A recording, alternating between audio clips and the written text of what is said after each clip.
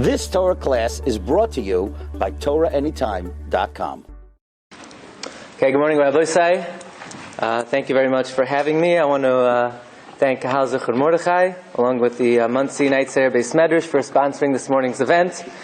And we wish all the shul, this Chashva Kehila, as well as the Muncie Night Sefer Beis Medrash, we wish them much siyata d'shmaya, lahagdol Torah, lahadira.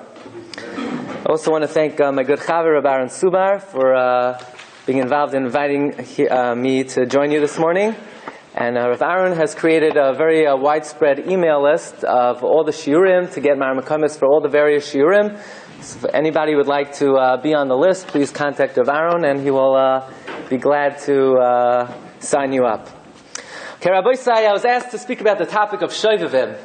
And this is really a lesson how you have to be careful what you ask for. Because if you want Shovavim, you're going to get Shovavim. If you're expecting to hear a shiur about all the various mentions in Shas, in the Bavli, in the Yerushalmi about Shovavim, so the first thing we have to know is that you know how many times Shovavim is mentioned in Shas? It's not mentioned in Shas. It's not in the Bavli, it's not in the Yerushalmi, it's not in the Sefer, Sefri, Mechilta, Medrash Rabbah, Tanchuma. It does not appear in any of the classic works of Torah Sheba'al Peh. It doesn't exist. In fact, when I was in yeshiva, the word Shovavim was never mentioned. The yeshiva, was not part of the main. You look in Shulchan Aruch, you look in the Rambam. You know how many times Shovavim is mentioned in the Shulchan Aruch? Zero. The first mention of Shovavim anywhere is the Rebbe, the Maril. Maril had a Rebbe, Rav Shalom of Neustadt. So he mentions this concept of Shovavim. So if you're familiar, Shovavim stands for the Parshas HaShavua that we're reading during this time of the year. Shemais, Va'era, Bai, B'Shalach, Yisroi, Mishpatim. And traditionally it's a time where Klal Yisrael works on Inyanei Kedusha, where the Svarim is brought down to work on Shmiras Habris, Kedushas Habris, Shmiras Hoinayim. And what we would like to investigate this morning is that normally in Yiddishkeit, in Judaism, everything is dependent on the calendar date. The calendar date. You have Pesach is on the 15th day of Nisan. You have Sukkot is on the 15th day of Tishrei. Chanukah is the 25th day of Kislev. And this inyan of Shovavim is not dependent on the calendar, but rather it's dependent on the Parshios. So first of all, why do we specifically work on Inyanei Kedusha during the Parshios of Shmois, Va'era, Bai, B'Shalach, Yisroi, Mishpatim? And secondly, why is it tied into the Parshios as opposed to the calendar? It's a very interesting thing. Why specifically the Parshios?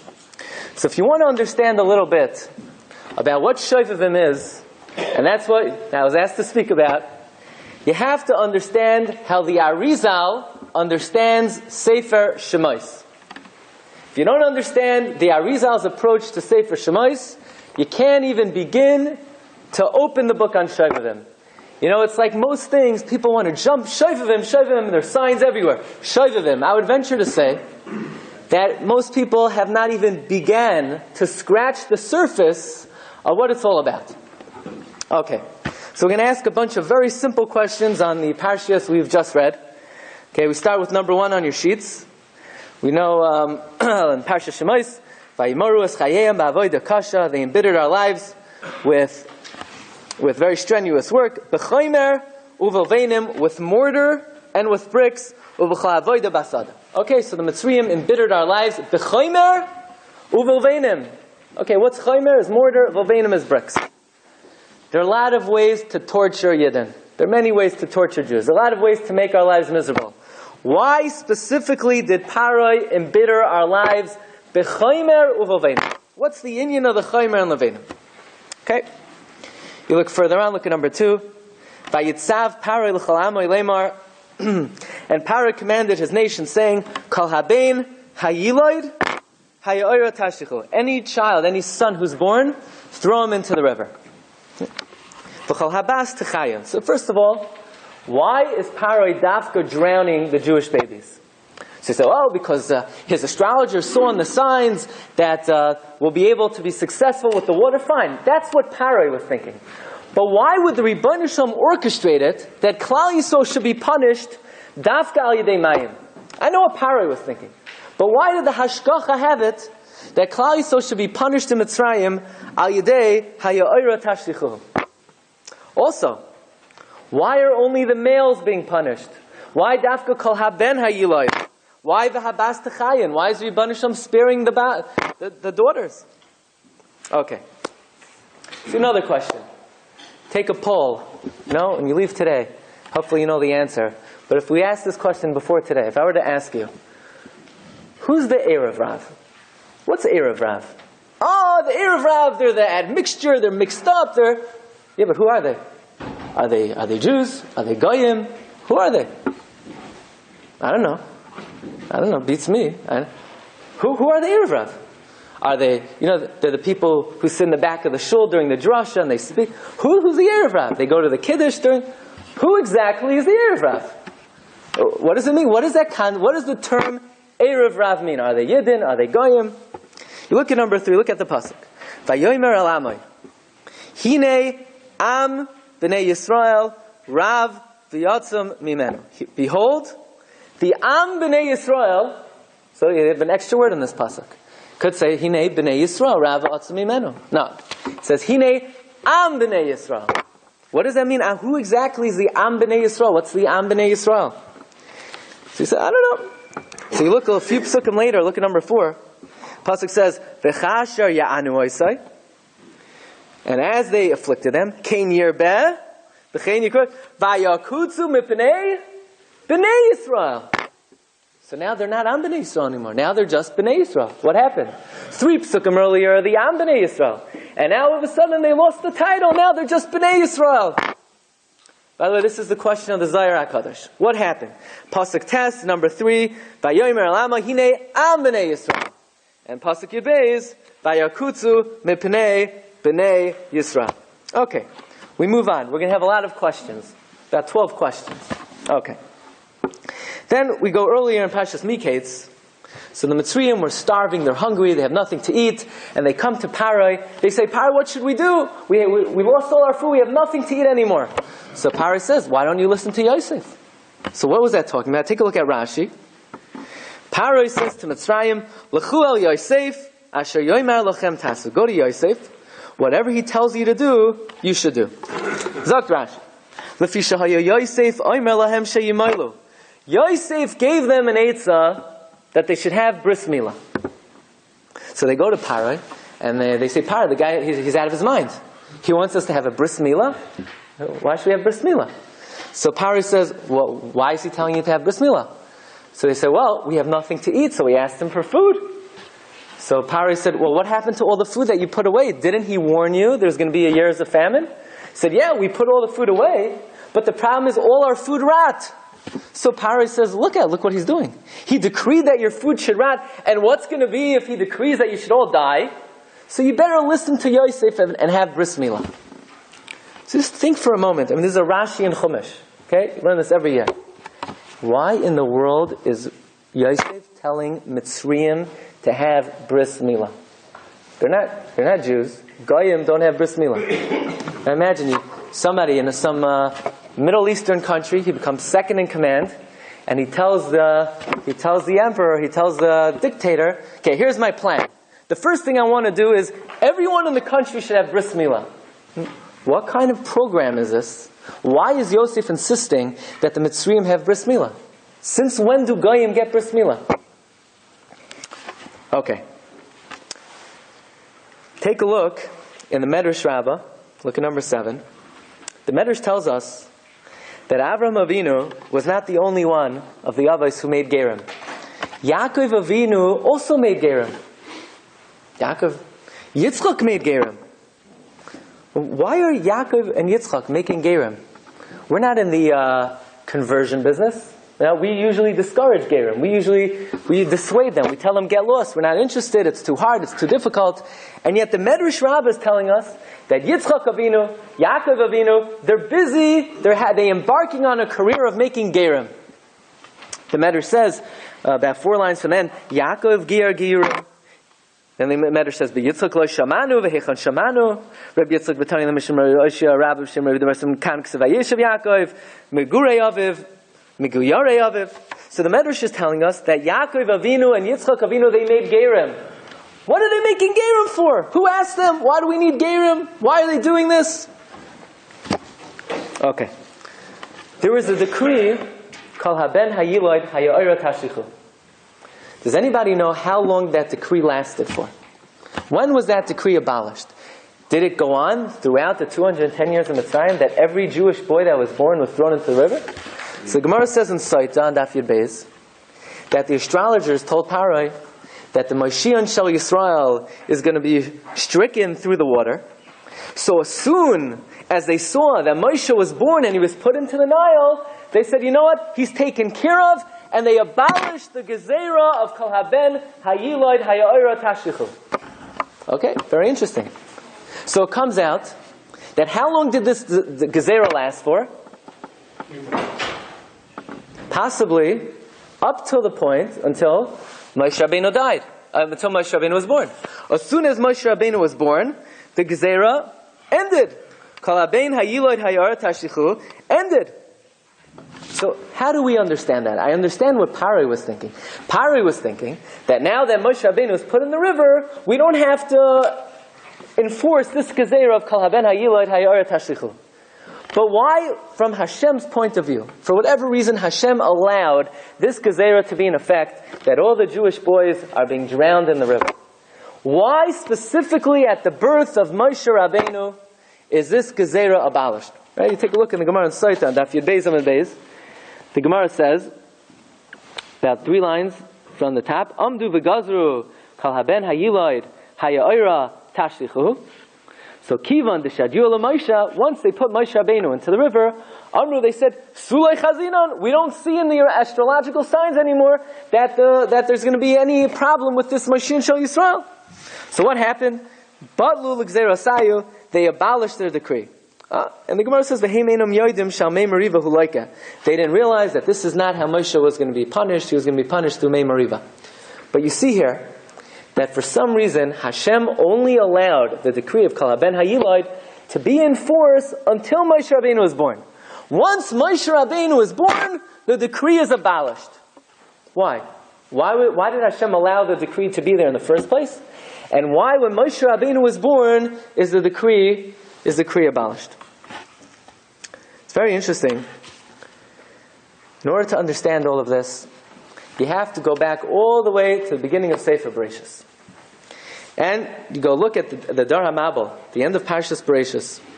The pasuk says like this: Vayar Hashem ki rabba ro'as ha'adam ba'aretz. Hashem saw that man was very bad. V'chol yetzer machshavos libay rak ra kol hayom. And all the inclinations of the thoughts of his heart were just evil. Vayinachim Hashem ki asa es ha'adam. Vayomer Hashem emcha es ha'adam. If you look at these psukim, you'll notice that there is one word which is a big clue. It says ha'adam. Whenever it talks about mankind, it says ha'adam. Why does it say ha'adam? It should say Vayar Hashem ki rabba ro'as adam. Vayinachem Hashem ki asa es adam. Vayomer Hashem emcha es adam. Why? Ha'adam, ha'adam, ha'adam. What's the meaning of that? What's ha'adam? Turn a little bit. You go to our next favorite generation. You know, I'm next on the list, next on the totem pole. Our next favorite generation is the Dar Haflaga. Vayered Hashem Lurois es ha'ir v'es ha'migdal asher banu b'nei ha'adam. Hashem came down to see the tower that who built? Not B'nai Adam, not man. B'nai Ha'adam. Again, Ha'adam, the man. Who is the man exactly? Who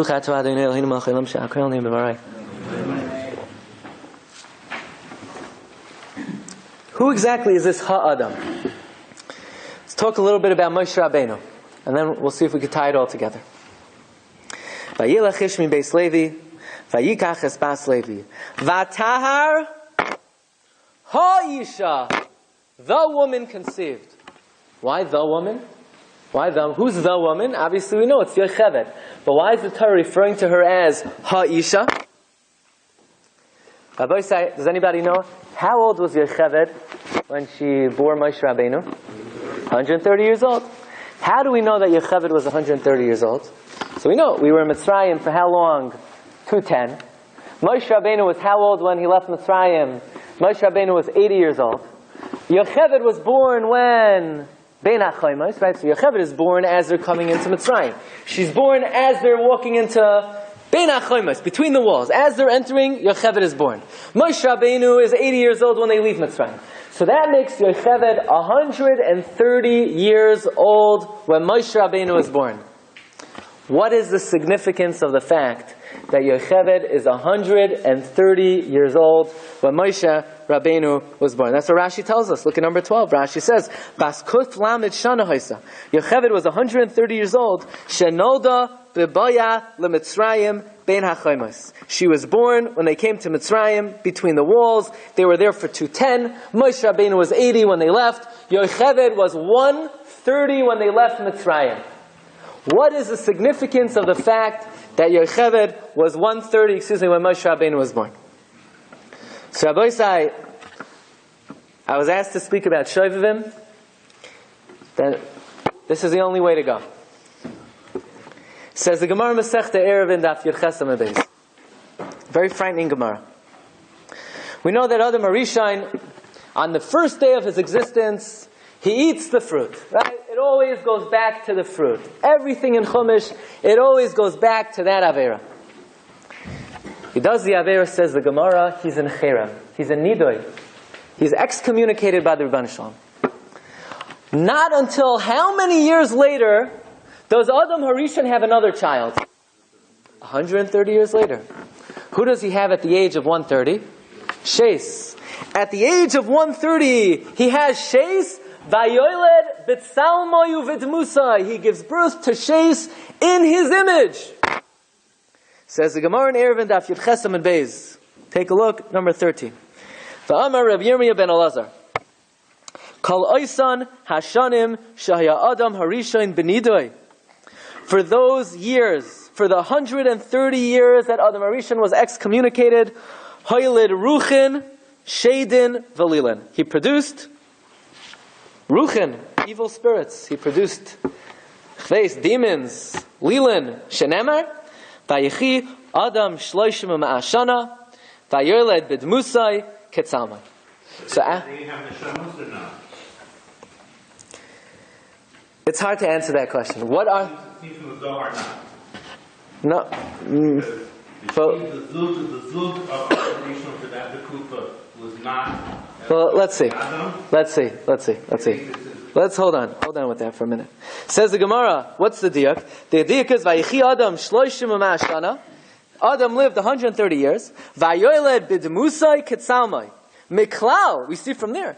De'ad ha'idna, then until that time.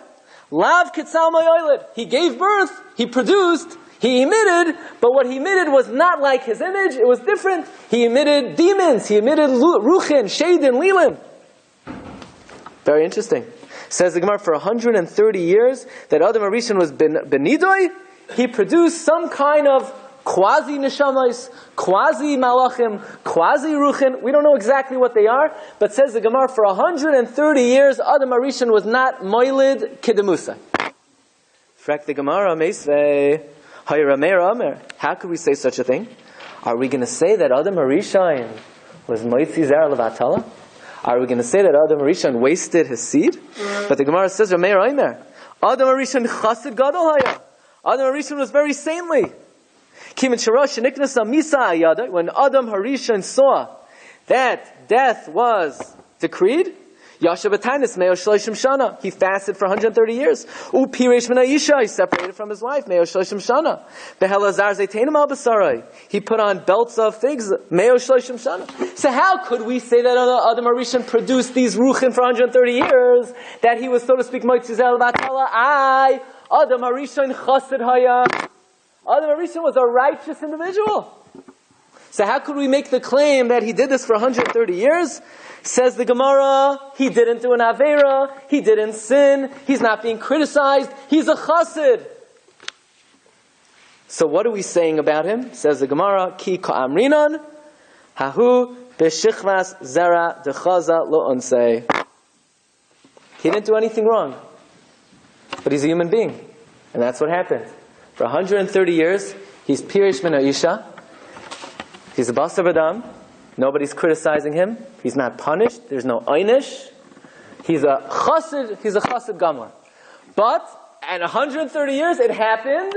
It was lo unsei. It was against his will. And this is what happened over the course of 130 years. Ad kan l'shen ha'gemara. That's what the Gemara tells us. Says the Zohar HaKadosh. Says the Arizal. And this Arizal is brought down in many places. And the only reason I dare bring it up is because almost all the Svarim caught it Bizman Hazeh. And the original source of the Arizal is the Shar HaKavanos and the Shar HaPsukim. And we have over here, number 15, a brief synopsis of what the Arizal says. Says the Arizal, for 130 years, Adam HaRishon is emitting these Ruchin, Shadin, and Lilin. Fine. Says the Arizal, these Neshamas, or quasi-Neshamas, or whatever they are, we're just reporting the facts, we're just saying the words. Whatever they are, they needed some kind of tikkun, they needed a rectification. They needed to be corrected. That's my question. If these are not neshamas, yes. How does the Arizal understand how they can go into a B'nai Adam? There are different things here. The Gemara says clearly that Shaden are three things like B'nai Adam and three things like... So again, the Gemara is saying that they were not produced through the union of Adam and his wife. They were produced... Not neshamas, how can they go into a B'nai Yisrael? Good question. I don't purport to be an expert on what exactly this means. I'm only here to report the facts of what the Arizal says. That's what the Arizal says. The Gemara tells us for 130 years, Adam HaRishon, I'm reading to you the words of the Gemara, Ruchin, Shadin, Velulin. What level these neshamas are on, or quasi-neshamas, I cannot be the one to make that judgment call. I don't know. But one thing I know is that Arizal tells us that these Shadin, Ruchin, Velilin, they needed tikkun. They needed to be corrected. Says the Arizal, Hashem gave them 3 opportunities to correct themselves.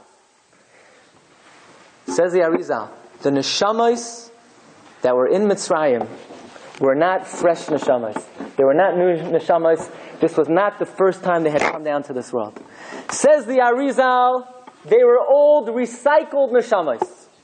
The first time they had the opportunity to correct themselves, says the Arizal, was the Dar HaMabel.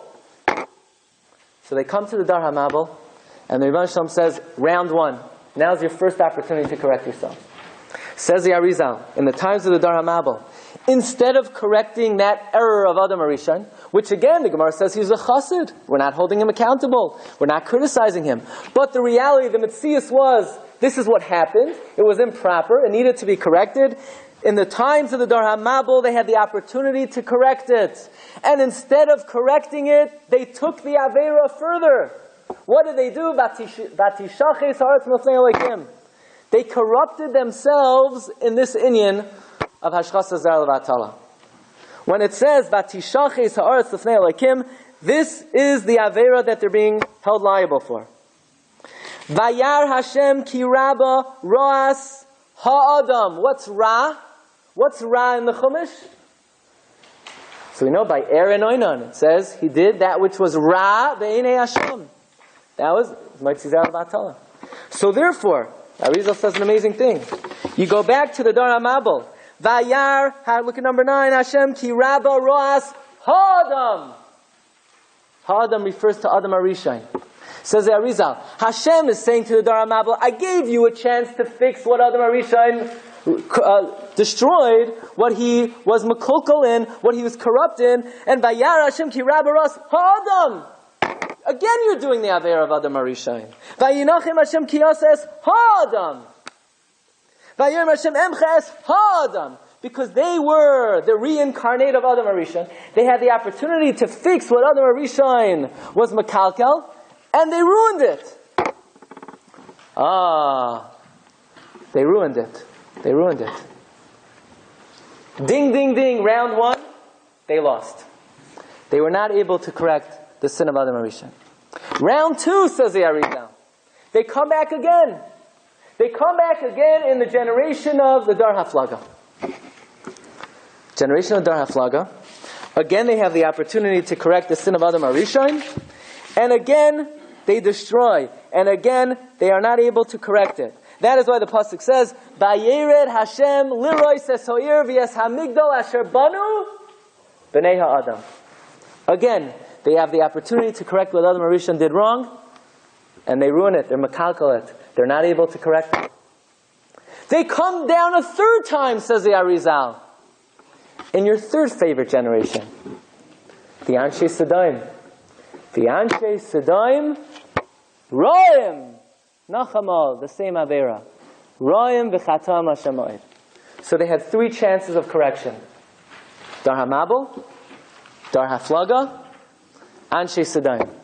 And then they come back to Mitzrayim. Finally, it's their last chance. You hear how the Arizal learns Sefer Bereshit, Sefer Shemais? The Arizal pulls the veil from Sefer Bereshit, and he opens up for us. No, it's not one story, Bereshit, and another story, Dar HaFlaga, and another story, Anshe Sodom. No. It's all one continuous saga. Adam HaRishon ate from the Eitz Hadas. For 130 years, he did this Avera, or this fault that we're holding him liable for. We're giving an opportunity for them to correct it. The Dar HaMabel, they don't correct it. The Dar HaFlaga, they don't correct it. The Anshe Sodom, they don't correct it. Until finally, what happens? They have an opportunity in the generation of Mitzrayim. Says the Arizal, an amazing thing. In Mitzrayim, what's the first punishment that we're subject to? Kol habein, hayiloid, haya'ira, tashlichuhu. What is that like? What does that sound like? It's like the Mabel. It's the Mabel all over again. Why? Because they're here to correct the generation of the Dar HaMabel. Says the Arizal, why is it Kol habein, hayiloid? Obviously. Because the chait that we're dealing with is only for Zecharim and not Nekevos. So why punish the Nekevos? It's only Kol haben hayilad, not Kol habas. There's no reason to punish the daughters. What are they punished with? Vayimaru es chayehem ba'avodah kasha b'chomer uvilveinim. Now we're up to the Dar HaFlaga. What was the Aver of the Dar HaFlaga? The Dar HaFlaga, they built their tower. What did they make the tower out of? B'chomer uvilveinim. That's what the pasuk says. Look at number 14, Parshas Mayach. Vayoimru ishoreyu, hava nilbana leveinim, v'nisrafa l'sreifa, v'atahi lohem halavena le'aven, v'hachemar ha'ilachem. So you have in the pasuk, what they build a tower with? Chaymer u'v'veinim. Very simple. Sefer Shemais, according to the Arizal, cannot be understood as a separate Sefer. If you're going to understand it as a separate Sefer, it's inexplicable. The Arizal says Sefer Shemais is what we call the last chance. It's the last opportunity. Round 1, Dar HaMabel. Round 2, Dar HaFlaga. Round 3, Anshe Sodom. And we'll add for good measure, if you look in the Megala Amukos, you have it on your sheet, I'll let you take a look. In your spare time, the Megala Amukos adds one more generation, the Dar Enosh. Dar Enosh. You could put it together with the Dar HaFlaga, you could put it separately. The Megala Amukos lists also the Dar Enosh. So Mitzrayim is really the melting pot. It's the last chance to rectify all these 4 generations. Fine. So how are they going to do it? So Yosef HaTzadik is a very smart man. Yosef HaTzadik knows that the Avera they're looking to correct is the Avera of lack of Shmiras Habris, lack of Kedushas Habris. So comes Yosef HaTzadik, he gathers all the Mitzrim, he says, here's the plan, you ready for this? You're all having Bris Milah. Bris Milah? Well, we're Goyim? No. Yosef HaTzadik circumcised. It's the Rashi and Chumash. And the way that Arizal explains it, the vast majority of the Mitzrim. But he didn't just give them Milah. He converted them. Says the Arizal, let's break it down, right? People like numbers. The Yidden in Mitzrayim were the Neshamas that already did a good job in rectifying themselves from all those 4 generations, Dar HaMabel, Dar Enosh, the Dar HaFlaga, and the Anshe Sodom. So the Yidden, the Jews who came down to Mitzrayim, they were already good to go. The Mitzrim who had the Milah were those Mitzrim who we were successful in correcting al Yedei the Milah. And then the Mitzrim who didn't have the Bris Milah, they were doomed.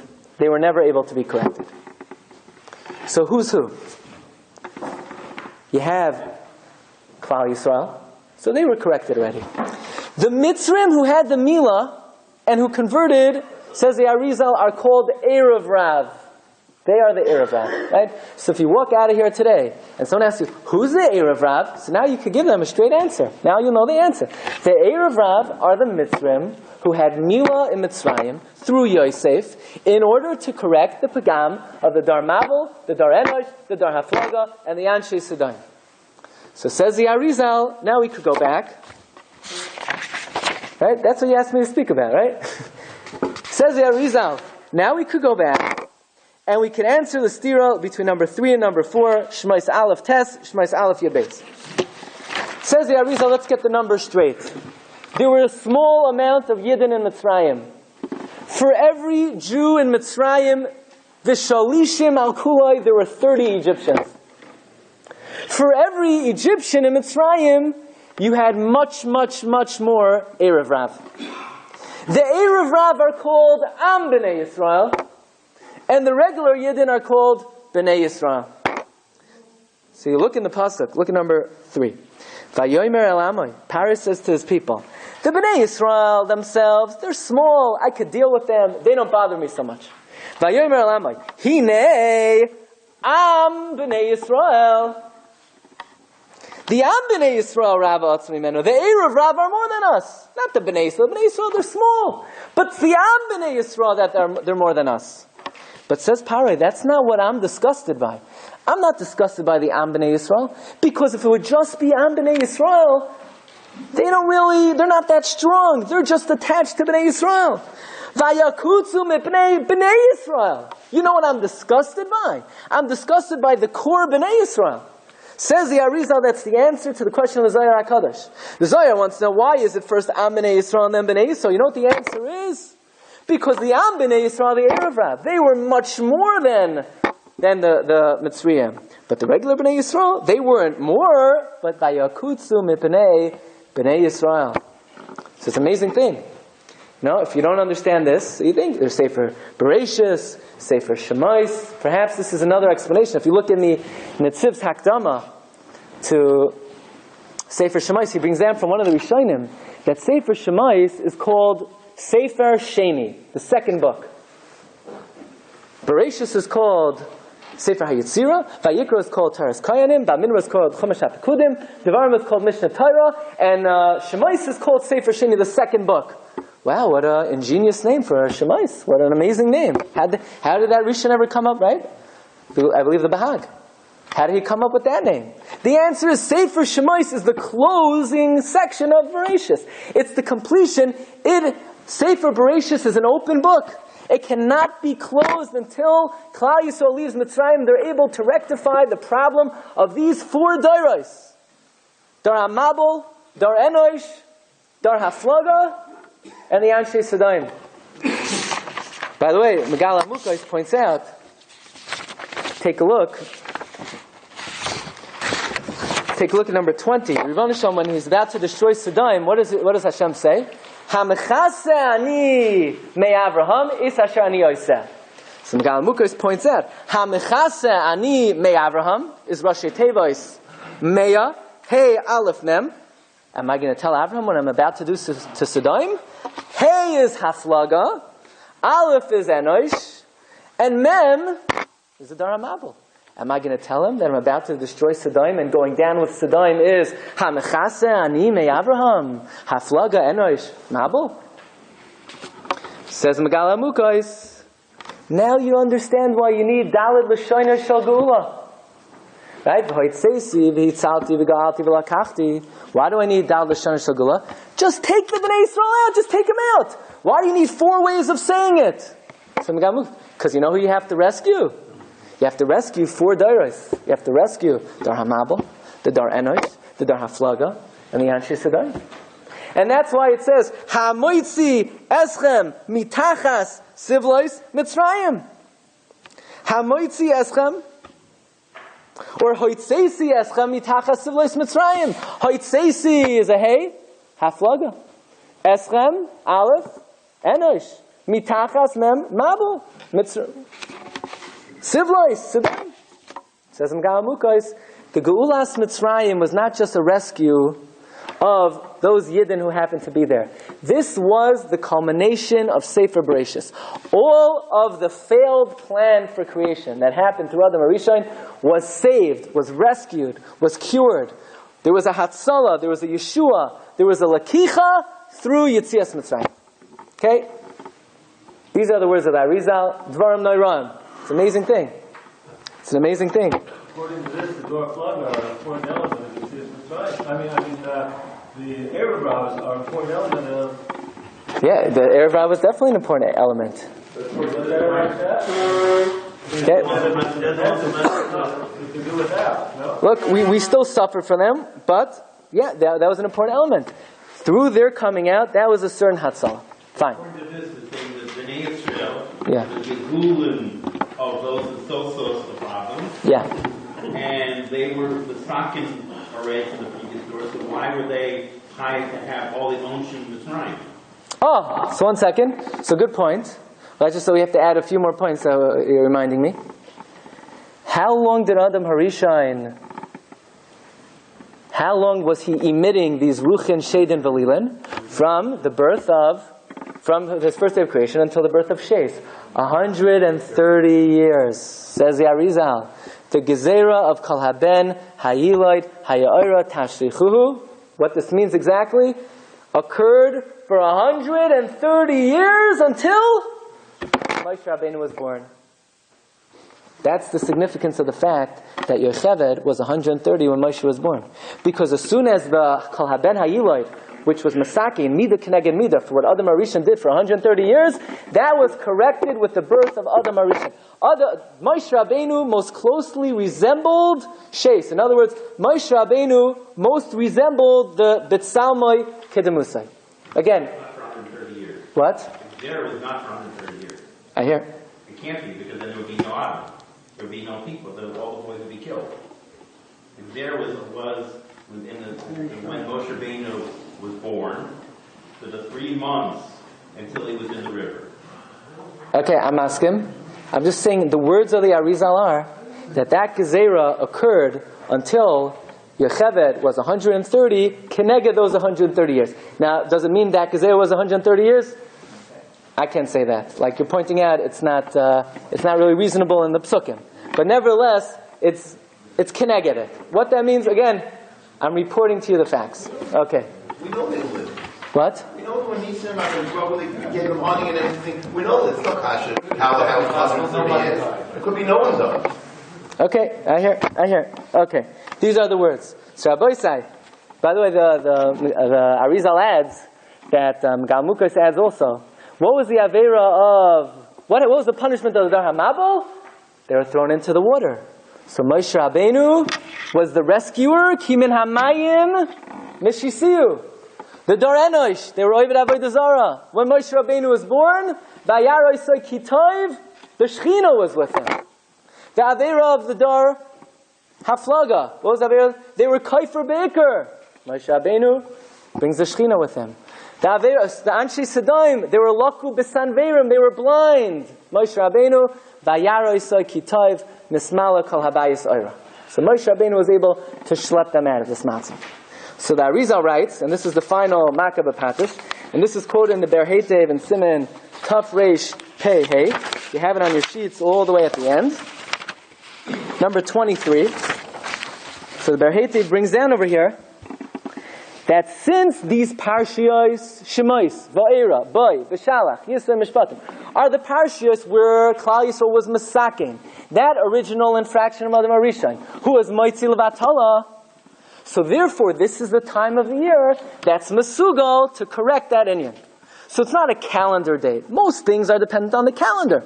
But this is dependent on the Parshios. Because these are the Parshios of the year that Klal Yisrael was Masakein, that Chid of Adam HaRishon. This is Beferish in the Bereshit. He brings down over here, because of HaRizal, Beferish HaTorah, Sheyamim elu mesugal masakin avan keri yoysu mikol hashana lahamisanim bohem, for those who fast. L'chein maschel mi Parsha Shemais. Therefore it begins Parsha Shemais. She'az hischel hashibud sheniskan hakeri the Adam HaRishon. Parsha Shemais is the beginning of the shibud, when we corrected the carry of Adam HaRishon, and it's completed with the Parsha of Parshas Mishpatim. Says the Chidah. Chidah writes in the Tzipar and Shamir, look at number 24, that the Arizal says that the Iker Shovavim, the main Shovavim, is in a leap year. The main Shovavim is in a leap year. So those who can't fast during a normal year, at least during a leap year, they should fast then. That's what the Arizal says. Why is there more of an inyan of Shovavim during a leap year? So I saw two pshatim. Rabbi Chaim Falaji writes in the Moed L'Chol Chai that, when a person does a Maisa, sometimes you can have two Eidim against you. You can have the sun and the moon. But when the sun and the moon are not coincided, it's Eid Echad Kan ve'Eid Echad Kan. But during the leap year, when we're trying to coincide the sun and the moon, the lunar calendar with the solar calendar, so you're able to coincide these two Eidim, you got to watch out what you do in the leap year. That's what Rabbi Chaim Falaji writes. Somebody told me, I once heard from a big Talmid Chacham who's nifter recently, Rav Shlomo Warman. He lives in my neighborhood. He's a big mechaber farm. He says he was in the house of the Stipler, and somebody once asked the Stipler, why in a leap year do you add in Shemona Esrei ulechaparas pasha? Yeah? So Stipler said, well, if you look in the Tefillah, so, right, Chadesh Shalinas HaChadesh Hazeh, what? L'Toiva, L'Vracha, L'Sasin, L'Simcha, L'Shua, Nechama, Chanach, L'Chakala, L'Chaim Tov Hashem. You have 12 different tefillahs. Right? Look, if you look in that bracha, you have 12 different tefillahs. One tefillah for each month of the year, right? Chaim Tov Hashem. In a leap year, you need to add one tefillah, connected to the 13th month. So L'Chaparas Pasha is for the 13th month. So he asked the Stipler, why dafka L'Chaparas Pasha? What does the Chaparas Pasha have to do with an extra month? So the Stipler said, well, you have an extra month to do Averos, so you need extra kapar. That's what he said the Stipler said. So it could be also in a leap year where you have more opportunity for chait, so it's more designated for tshuva. Obviously, I'm not here to tell you to fast. I never heard from any Gadol B'Yisrael that you should fast during Shovavim. But I'll tell you one thing. It's very interesting. You have over here, and this is the final Maramakam on this Inyan. The Shem Shmuel brings down from Hezeda the Kotzker, that the Kotzker said that there are some people during Shovavim, they fast and they afflict themselves. Says the Kotzker, an amazing thing.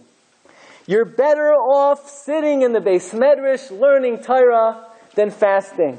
Sitting in the Beis Medrash and learning is a bigger affliction, is a bigger direction, is a bigger form of putting yourself in check, is a bigger form of correcting yourself than any siguf and any tinus a person could do.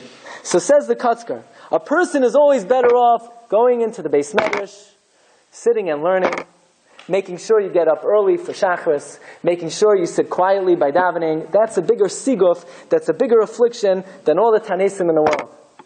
So you could say also, even if we never speak about Shovavim during the normal years of Shovavim, but at least during an Ibriyar, we come together, we come into the Beis Medrash, and we have an extra Seder Halimud, so that should be a tikkun for all of Klal Yisrael. Okay. The Indian of extending Shovavim for like 4 weeks during an Ibriyar, there is an Indian, I know. I know 4 more after Mishpatim. So there's an Indian of Shovavim Tat, Truma Tetzaveh, but the thing that Chidah brings down over here, excuse me, if you look in Reb Chaim Falaji in the Moed L'Chol Chai, I believe he says Shovavim Tat. But again, exactly what this means, 2 more weeks. Okay, Rabbi Sai, so this is the mystical origins of Shovavim. If you hear Shovavim, and everybody talks about it like this is in Yonei Halacha, this is something, of course, everybody does Shovavim. Shovavim is based on Mamish Kabbalah. It's for Yechidei Skula. If you understand exactly what this means, what the background is, how you're correcting what Adam HaRishon did wrong, so then it's something that has a tremendous meaning. But nevertheless, even for people like us, perhaps we could offer a few humble suggestions, because we know this Inyan of Shmiras Habris, Kedushas Habris, always begins with the Einayim, always begins with the eyes. The Einayim are the first two agents of Avera, the first two agents of sin. So this one end off with giving three humble suggestions of tachbulais for a person to be able to have success in overcoming this nisayim. Okay. So that we have another sheet for. And if you ever take a look at your Tefillin Sharash, you'll notice that in the Tefillin Sharash, you have some hairs that are sticking out of the tefillin. You ever took a look at the Tefillin Sharash? You have 3 hairs sticking out of the tefillin. So what are those hairs? Where do they come from? They actually come from an egal. They come from a calf. Now, sometimes you think, oh, the Sefer must have, he did something wrong. Why aren't those hairs sewed in? But actually, you need to have the hairs of an egal sticking out of your tefillin. Says the Metzudas David, what's the inyan of having the hairs of the egal sticking out of your tefillin? So he says like this. The Metzudas David was written by the Radvaz. The Radvaz was the Rav in Cairo for 40 years. He was a prolific author of many tshuvas. He wrote over 2,500 tshuvas. He also had many great Talmidim. One of his prized Talmidim was a man by the name of Rabbi Yitzchak Luria, the Arizal. So the Radvaz writes the following. He wrote a Sefer HaMitzvah, it's called Metzudas David. And he says, every Parsha of Tefillin, you need to wrap up with the hair of an egal. And it has to stick out. Why? Kedei sheyiru kol hamakatregim sheyesh lahem chelek b'mitzvah. So that all the accusing angels should think they have a chelek in this mitzvah. Says Metzudas David, v'soyer azazel yochiach. This is like the sar la'azazel. Says Metzudas David, we see from here that in every mitzvah that you do, you need to give a little bit to the midas hadin, so that the midas hadin should not interfere with the mitzvah. What in the world does this mean? What is in the right? We have a terminology, shoichad l'satan. You give a bribe to the satan. What exactly is shoichad l'satan? Does that mean, you're waking up in the morning, should I go to the shiur, should I not go to the shiur? So you tell the satan, you know what? I'll go to McDonald's on the way to the shiur, and this way you bug off, you'll let me go to the shiur because I'll do an avera on the way. Obviously not, right? Obviously that's not what it means. And yet the Metzudas David says that when you wrap up your tefillin, the tefillin have to be wrapped in the hair of an egal, and it has to be sticking out so that the midas hadin thinks, hey, I like this, I like what's going on. You remind, right? It's almost like you're putting on tefillin, and the Yetzer Hara is getting very nervous. Shall I let this yid put on tefillin? You know how holy tefillin is. You know what it accomplishes in the olamos. So Yetzer Hara is about to interfere, and then he sees the hair of the egal. He says, no, I'm going to let him put on the tefillin or remind Hashem of the chedo egal. What's the meaning of this? So the Michtam Eliyahu, Rav Dessler writes that this has a very down-to-earth understanding. What's the meaning of this? He says, let's talk about it on a psychological level. You're coming home, time to put the kids to sleep, and it's getting late. And he said, it's already 8 o'clock, stop reading the book. Close the book right now. So what's the kid going to say? No. Say, yes! No! And the louder you scream at the kid, the louder he's going to talk back. That's the way things work. Whenever you put pressure on somebody, the more defensive they become. The more you insist, the more the other person doesn't want to give in. The harder you push, the more they exert pressure back. Newton's third law of physics is that the more pressure you exert on an item, on an object, the more pressure that object exerts back on you. Right? You could try that. You go like this to somebody, they'll go like that back to you. The more you push, the more they push back. It's the third law of physics. It's a physical phenomenon. It's a psychological phenomenon. It's a physical phenomenon. Says Rav Dessler, it works this way with everything in this world. You're in the middle of davening Shemona Esrei, and you have a bad thought. Chas v'shalom. So if you're going to tell yourself, no, you can't think that. You can't think that in the middle of Shemona Esrei. The more you tell yourself that you can't think it, the more you're going to think it. And the harder you try not to think it, the more you're going to think it. So what do? You never tell the Yetzer Hara no. It's a big mistake. People think Yetzer Hara tells you to do an Avera. No way, I'm not going to do that. Chas v'shalom. No, it's a big mistake not to tell. People think you have to tell the Yetzer Hara no. Never tell the Yetzer Hara no. Because if you tell the Yetzer Hara no, you know what he's going to tell you? Yes. And you're going to tell him no, and Yitzhar Shaladam is Gaber Allah B'chol Yom. You're no match for the Yetzer Hara. It's never going to happen. So what do? So imagine you're in the middle of learning your Seder, and you feel the phone vibrate. So first of all, it's probably your imagination, because nowadays people imagine their phones vibrating even on Shabbos. They're not even wearing their phone. So it's probably your imagination. But even if it's actually your phone, so Yetzer Hara says, it's probably a very important phone call. You never know. You never know. You remember you played the lotto 60 years ago? Maybe you won now. Maybe they're calling you. Maybe this is an emergency phone call. So if you're going to tell the Yetzer Hara, Chas v'shalom, in the middle of learning Torah, I'm going to get my phone, no way. You know what the Yetzer Hara is going to say? Oh yeah, and you're going to get the phone. Most people cannot take the Yetzer Hara head on. So you know what you tell the Yetzer Hara, says Mechtam Eliyahu. And Rabbi said, I personally find this is the best technique against the Yetzer Hara. You tell the Yetzer Hara, you're right. It's probably very important. It's probably pikuach nefashos. That's why in 2 minutes, I'm going to answer my phone. Right now, I'm just going to continue learning. But you're right, it's so much more important to answer the phone than to learn. And I'm giving in to you. I'm giving you your shaychad. You're right. It's more important. Yetzer Hara, you're my pal. I love you. In 2 minutes, I'm going to answer the phone. Says the Mechtam Eliyahu, you throw the Yetzer Hara to the bone. You tell him you give in to him. And when 2 minutes come, chances are he's already backed off and you forgot about the whole phone call. Why? If you tell the Yetzer Hara no, he can tell you yes, yes, yes. And chances are, unless you're a very big tzaddik, you probably won't overcome. But if you tell him not now, in a little bit, in 2 minutes, it's going to work. It works like that with the Yetzer Hara. It works like that with your kids. You tell your kids, stop reading right now. No way. You know what? Continue reading for 1 more minute, and then you're going to stop. Of course, it works. Or at least it works a little bit better, right? Yeah. The pasuk says, from any tree you should eat, so from that one you can. Right. That's how you deal with the kids. You got 5 more minutes and it's over. That's right, very good. So you tell you're about to get angry with somebody. So we get into the Yetzer Hara says, oh, how dare he does that to you? What a chutzpah. So we can tell him, no. The Yetzer Hara says, you got to work on your kas. Don't lose your cool. It's not going to work. So you know what you say? Tell you, you're right. This guy is a chutzpah that he did this to me.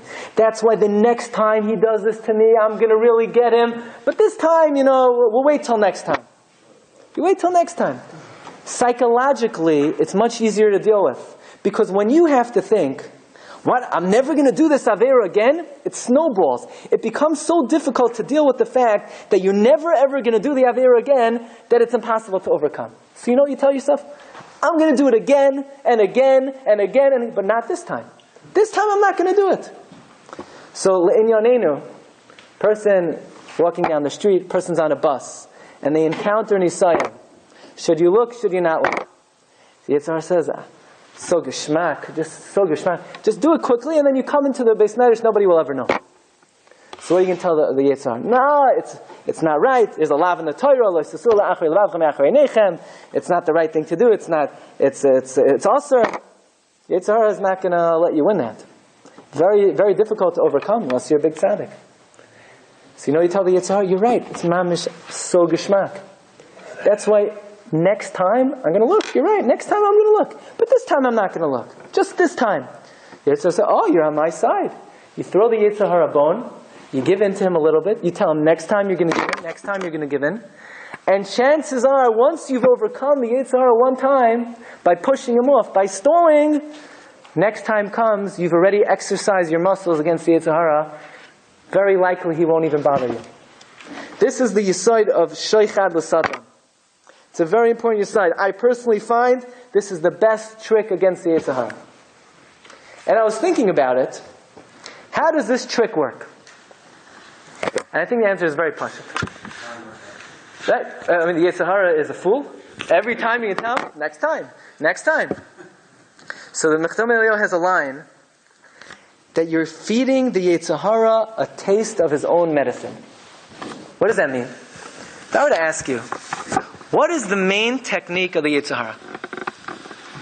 I would venture to say, the main technique of the Yetzer Hara is, let's say you hear a big shmooze, and you're very nispal, you're very inspired.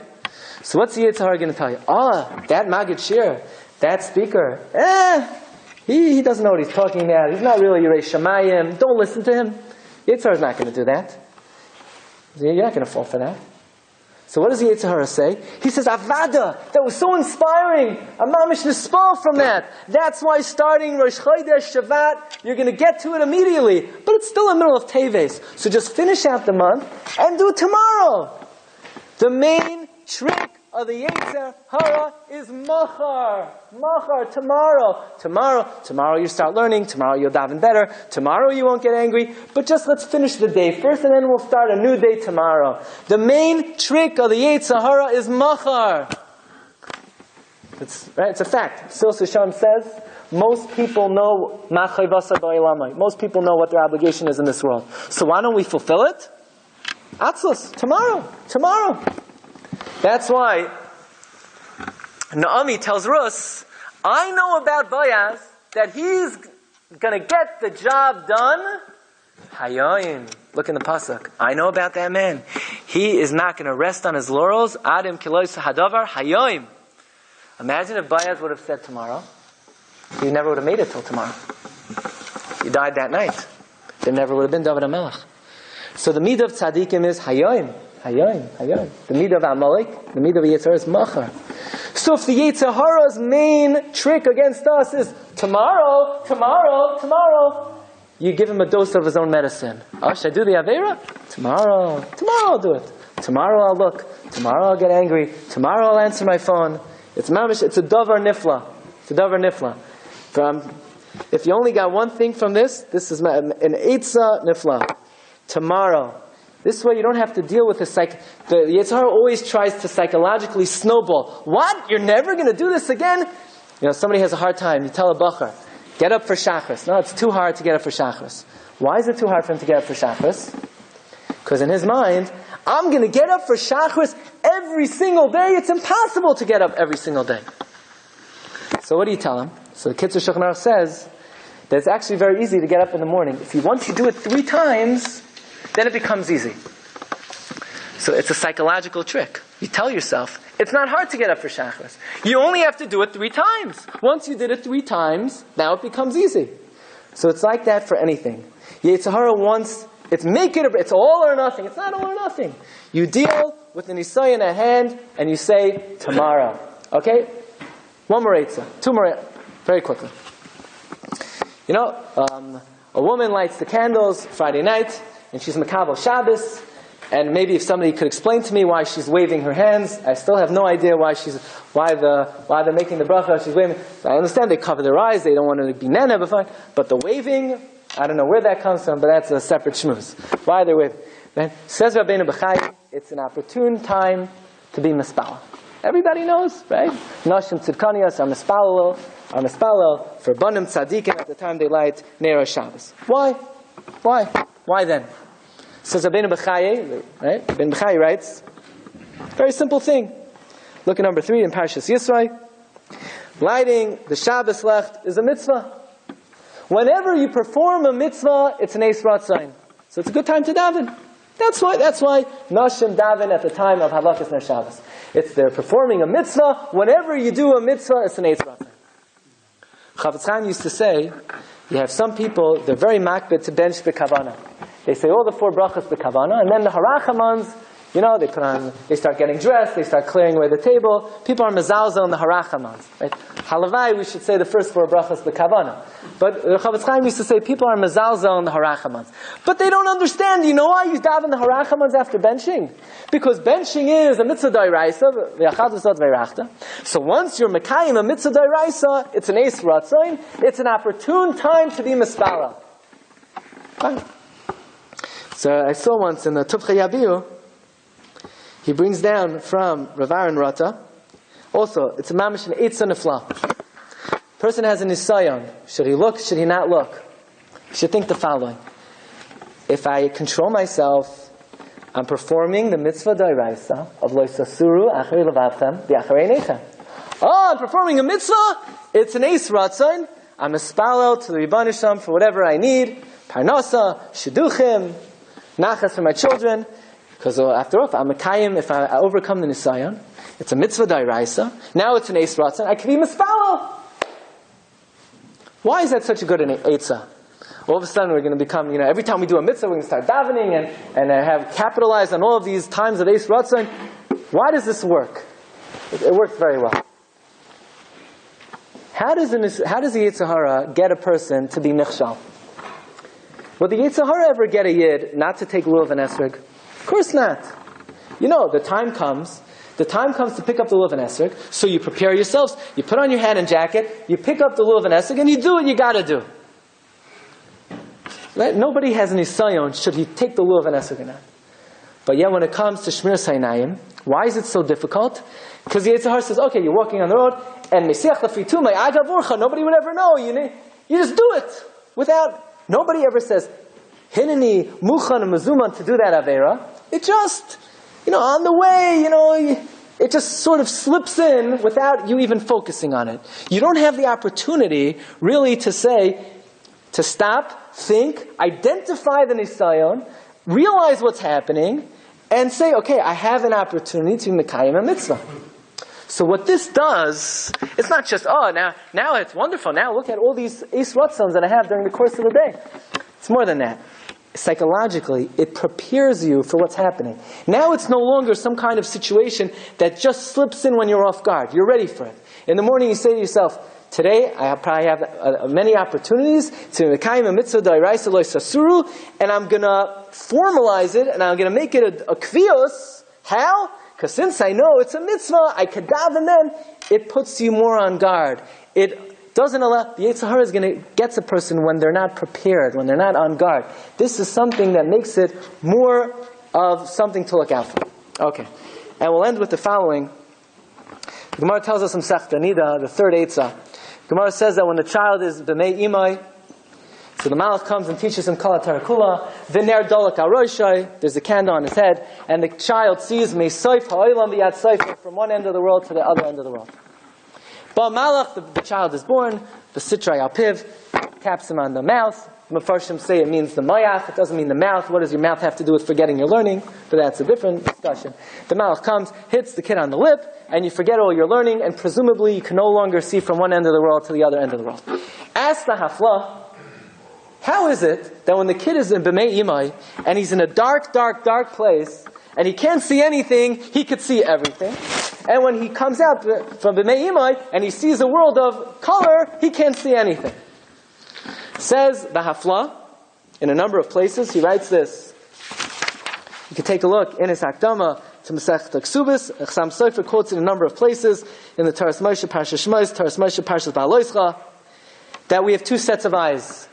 You have the Einei Gashmi, you have physical eyes, and you have the Einei HaSeichel, the eyes that allow you to see Hashem in this world, the eyes that allow you to recognize Rebbeinu Shalom, to understand Hashem's ways, to understand the Torah. You have two sets of eyes, and they work conversely. The more you use your physical eyes, the less your Einei HaSeichel operate. The less you use your physical eyes, the more the Einei HaSeichel operate. So the child b'mei imai who can't see anything, and he's in a dark, dark place, and he's b'mei imai, there's no darker place than that. His Einei HaSeichel are open wide. He could see from one end of the world to the next. He knows Kala Terakula. As soon as he's born and his Einei Gashmi open, the Einei HaSeichel close. That is why, what was the preparation for Matan Torah? The man. What did the man look like? Nothing. It had no appearance at all. Why? Because the less you use your physical eyes, the more your Einei Ruchni are open to understand the Torah. So, when a person is confronted with a challenge, he has a tremendous opportunity. Because the more a person is able to close his Einei Gashmi to Tanugei Olam Hazeh, the more his Einei HaSeichel open wide to understand Torah, to comprehend Torah, to understand the Rebbeinu Shalom. So that's also a very nice eitzah to use when a person faces this challenge. But Rabbi said, I believe the first eitzah works the best. The first eitzah is, don't tell the Yetzer Hara no. Tell the Yetzer Hara tomorrow, tell them another time, and likewise, I look forward to meeting you and greeting you another time. Thank you for listening. Have a wonderful day. Shkai. You've just experienced another Torah class brought to you by TorahAnytime.com.